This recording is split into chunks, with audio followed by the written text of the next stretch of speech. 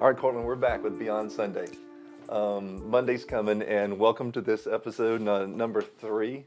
And this drops on a Monday. I don't know if you're watching on a Monday or not, but on a Monday, and we want to welcome you. The last couple times we've talked about how in the ministry we often get sidetracked, and instead of seeing people as opportunities, we see them as obstacles, and we need to fix that. We've talked a little bit about first love, and today is going to be really about the first love, but this whole podcast is about living beyond an event, to live into a life where you can flourish, in a life where you're not maintaining. Because I think when I become event driven, I become corporate, I become a maintainer, I lose vision. So many of those things happen, and then you're just spinning on a hamster wheel, like everyone else in your church is spinning a hamster wheel. And so you're not a good example, whether it's at home, friends, family, or church, when you're just spinning the wheel and you lose vision. So we want to welcome our guest today. So many of you out there have joined us, and the first and second, it's good to see that the audience is growing. And our audience is pastors, and especially the group involved in the GAP events. And gap-event.org, you'll see at the bottom of your screen. Is it here? I'm not sure where it's at there. But gap-event.org. If you're a pastor of a church and you're really looking for something to be involved in that's bigger than you, that could inspire your church, the GAP events are phenomenal because they happen at different times, sometimes once a year, multiple times a year. There's discipleship you can be a part of. There's other churches you can join together with, especially if you're in a town where you need some fellowship with ministers. Then GAP event is a great way to get involved with others. So welcome, it's good to have you. So today we're going to start talking, and the next couple times we'll talk about this, first love. Not meaning the first girl that you fell in love with and pulled her pigtails, meaning your relationship with God. Now, before we do, you are what's termed now co-vocational. Yes, I serve in different forms, depending on the day of the week. I serve in different forms and do different things to provide for my family and that type of thing. And at the church, you're multi. Yeah, I signed up for this, right? Yeah. We all did. We all signed up for this, and whatever God calls you to in whatever season, you say yes to. That's part of answering the call. And this current orientation, I work with the youth, but I also have this eye on our young adults and how to best serve. And I feel like there's a generation that is missing from the church. We all know the stats, and we can all bring these details up. But we have seen a birth in various places, college campuses, in career fields, and especially since we went through the Charlie Kirk assassination and the result of that and what we saw there. But there's an awakening happening in a certain population of 18 to 35-year-olds. And so I'm focusing on that and diving into that. And I also go to a seminary that had an awakening breakout on the campus of the university. Shout out that to was Asbury. Right next to. Shout out to Asbury. Yeah. And done a little bit of research. But all of that informs the vocation where I work at the church, Right. and also informs a lot of what's going on around me. I'm a property manager. I do different events still for nonprofits and that type of thing. And so, yeah, I wear a few hats. So this is today's episode. I'm going to let you talk a good bit, and I'm going to ask you a lot of questions. Okay. Because I've been, if the new term is co-vocational for a person like you, what am I? I think you're still co-vocational, and I know vocation means your what you're doing, your work, but we all have co-vocations. I mean, you're not just a pastor; you're a husband, Right. You're a father, you're a father of adopted daughters, Right. So that adds another layer, and those you have to work in all these fields. Yeah. To manage life and to lead the way God has called you to lead, not only for the church, but for your household, for your wife, for your girls. Yeah. I mean, you are called to work in all these places. And you also have, in your senior leadership, you have different departments, even at the church, that need to have your touch on them. And you need to be carrying the DNA that God has deposited in this wonderful body of Christ for the last 29 years and carry it forward into not only who's there, but who's coming there. And so you're working, Yeah. and many of you are working too. You're doing the same thing. You're managing all these things. So co-vocational is really a term that says it's not just about the title I have. It's about what God calls me to do. And remember, work is blessed before it's cursed. And it's Good. part of what Adam was created to do. He was naming the animals. He was co-vocational. He was naming the animals. He was managing the Property landscape. management. He was He's doing everything you do. He was co-vocational, and so are we. I Yeah. don't think you can exist in this world Without being more more than just what I do for a living. right. Good. And we didn't mention that on top of all that you do, you have 7 children. Yeah. We have 6 between the ages of 25 and 13, and then we have a 5.5-month-old. Which is really cool. So you have lots of vocations. So let's get into to talking a little bit, a lot about first love.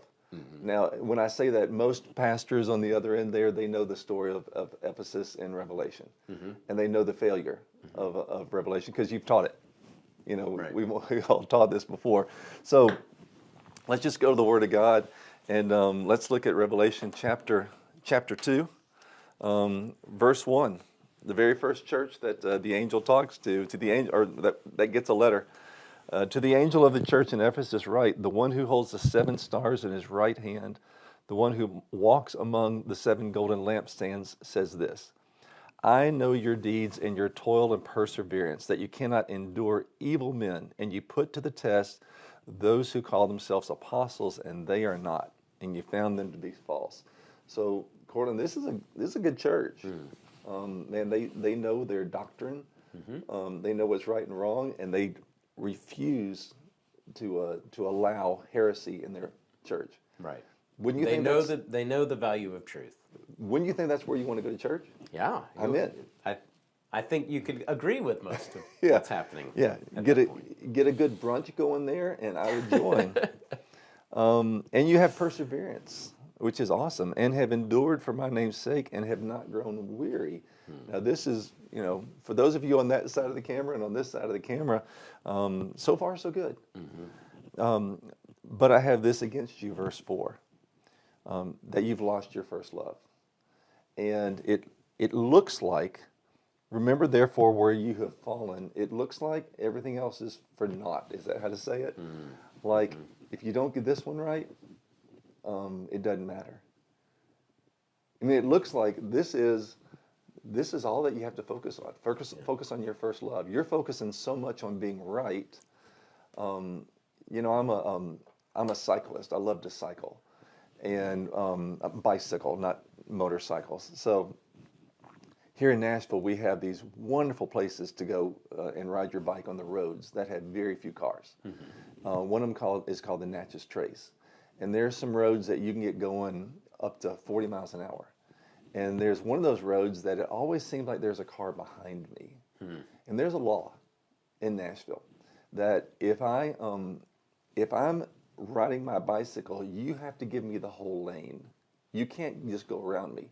You have to get in the other lane and go around me. And one day I was riding and I was flying, and I realized there's a car behind me. And because I was flying and having so much fun, I stayed a little bit towards the middle because I thought, there's a law. I hope you know the law. And then I realized I'm going to be dead right. Yeah. That doesn't work very well. there's a big chance. And then when he passed me, it was a truck pulling a trailer. And I thought, you know what? Sometimes it's not good to be dead right. This church is dead right. Yeah. Does that make sense? Yeah, they're operating in everything. It's like they've paid attention and they're doing the right thing. Yeah. But They're dead right. they're dead right. So here we are. We're talking Beyond Sunday. We're talking about first love. one of the things that you mentioned, and I always love to celebrate the fact that we have these wonderful children. God blessed us with adopted girls, and we just love them so much. And they came from Russia, and when they first started speaking English, they would come and listen to a sermon, and they would ask my wife, about things I said. And one day I talked in my sermon about, my deep love for God. He's my first love. And they came home and said, Mama. Like, They thought they'd caught you. Yeah. They said, did you hear Papa? This is when they still called me Papa, which is a very Russian name. And they said, did you hear Papa? And he said that he's your first love. What do you think about that? And Kim said to them these wonderful words, which is, if you can find a man that's madly in love with God, you can trust him. She said, but if Daddy doesn't, if that's not his first love, she said, I don't trust him, and I won't trust him. And that was just life-changing for me to realize for my family. And a lot of people say that's your first vocation, and maybe we could go back and forth what is your first vocation. I don't think there's a level. I think it's all about the same. But man, at home, not only do we as ministers have to value that first love, every Christian has to value that first love. Every husband, every wife, all of us have to value that first love to our children. That is, first and foremost, we are madly in love with Jesus Christ who has saved us. Right. And then everything else comes after that. Yeah, you're daily operating in the truth. You're hearing from God. You're functioning. You're praying. You're engaging with the community. And at the end of the day, do you have any relationship left for God? Because He's your first love. He's the reason why you're doing it. I mean, even if you were just a husband or just a father, you're there because of God. You're not there because of all the things you do or the way you manage the things you do. And that first responsibility is to turn back to our Father and love Him completely. And I think the secret is actually, if you're doing that well, you'll be amazed at how well the other areas go. But this church that we just looked at in Revelation, in Ephesus, they're doing all the things well. Yeah, they're dead right. Yeah, but they've forgotten. It's almost as if with all the blessings they've received and with all the ways they have been right, the life has gone out of them. They're dead right. Dead right. Yeah. So we're talking Beyond Sunday, and we're hopefully helping people on the other side, but I think we're helping each other here. Iron is definitely sharpening iron, and so that's good, and I hope that we're sharpening one another online too. You've talked a little bit about, and as we kind of conclude this episode, you've talked a little bit about the tyranny of the urgent in your life, Right. because it's your personality. Yeah. And that may be what the personality of the church was. The tyranny of the urgent was to stamp out heretics. And the tyranny of the urgent, great book. If readers haven't read it, it's one of the books we love. How does that urgency steal your joy, steal your hope, steal your vision? Does that make sense? Yeah, I think the way it affects me personally first is it just helps me to break alignment, even just a degree.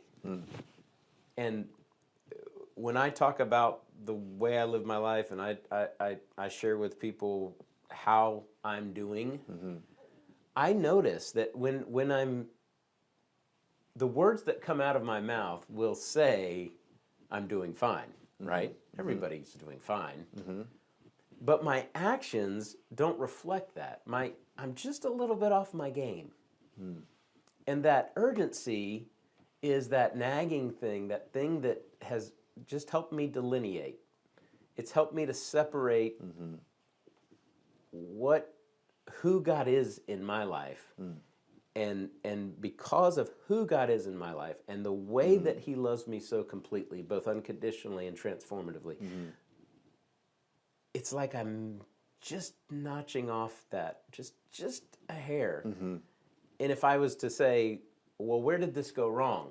I got to look at that little delineation. And you have told a great story, which I want you to tell.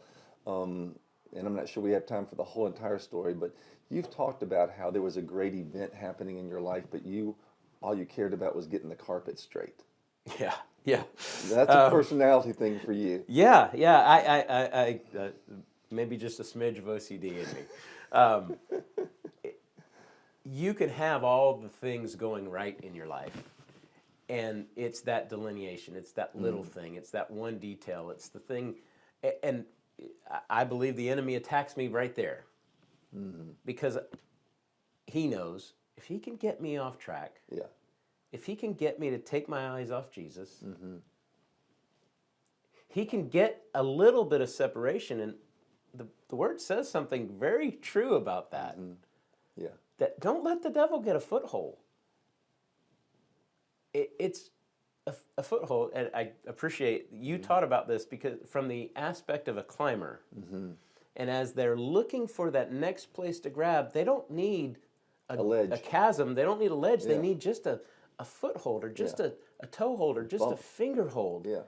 And because of the strength and the training that they've put into it and the way they've disciplined their body, they can use that to elevate, to get leverage that they need to keep going up. But if you take away that foothold, if we are allowed to be separated from our first love, man, can we crumble. And so the thing was, the carpet wasn't fitting right in the room, and it was so out of tune. No, it wasn't. It was really close, but it wasn't perfect. And the events around you, God was doing an event all around you at that time. A great event. It was moving. God was moving. Literally moving Yeah. in my midst, and Yeah. I was worried about the centimeter or less that the Right. carpet was off. Yeah. Yeah. Yeah. So anyway, as we go towards the conclusion of today's Beyond Sunday, I'm thrilled that you're joining us. For those of you that are with us from Gap Events, this is great to be a part of, and we've heard from you. You're writing on the channel there, your responses and things. We appreciate that. And anyway, I want to talk about next time. Can we go back to First Love next time and talk a little more? Yeah. Because I think we need. There's more. I think we need a lot more time, Yeah. because a relationship with God needs to be a rendezvous. It needs to be something that we look forward to every day. And next time, I really want to talk about how Jesus, had this laser focus for the presence of his Father. And you and I come in the morning, and we both have. I can see it in our eyes when we eat coffee. And we don't even hardly have a conversation sometimes until we've made the coffee. Like we have a focus, and I think Jesus had that focus, that desire. That my wife has a cup that says, "Don't talk to me until coffee is here." Yeah. Yeah. Uh-huh. And I think Jesus with his disciples had the same type thing, and I'm the same way with food is my thing in the morning, but I think that he had this wonderful, okay, you don't want to talk to me until I've gotten in the presence of my Father. And I think they knew it because they constantly see him going to wilderness places, to arid places, to dry places. So anyway, we'll see you next time as we talk more about first love. And remember that when we lose our first love, we lose perspective. When we lose our first love, we lose vision. We lose all those things. And so, I'd love it if in the comments, especially on the YouTube channel, I love it in the comments if some of you would help us and say, hey, this is what I do regularly, or this is how I get back to first love, because it'd be very encouraging for someone who has been in the ministry for 40 years, and you're right behind me. You've been in the ministry a long time, parachurch and church ministries and things. Man, we should never stop learning in this area. Yeah. Like always give me hints. Right. There's some men in my life who've been married for a long time who constantly give me hints on how to love my wife better. and I need also hints on how to love Christ better, how to grow that relationship.